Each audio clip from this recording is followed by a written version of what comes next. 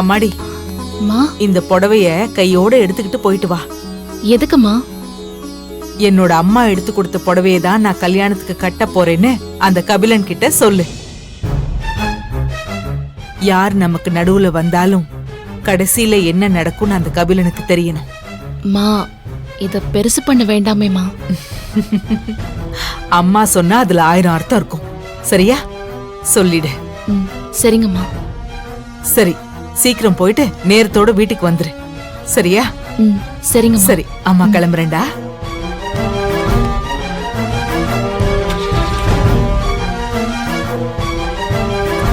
பாய்மா.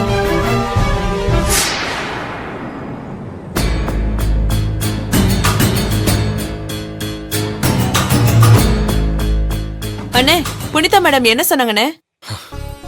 புனிதா இங்கதான் வந்துட்டு இருக்காங்களா? ஹே, ஜாலி ஜாலி.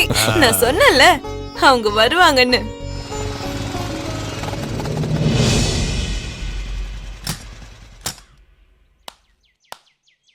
ஏய் கபிலா, ஏய் கபிலா, வெளியே வாடா. வாடா வெளிய. ஏய் வரமாட்டியா? நான் வர்றேன் உள்ள. ஏய் கபிலா, ஏய் நீ உள்ளதான் இருக்கியா?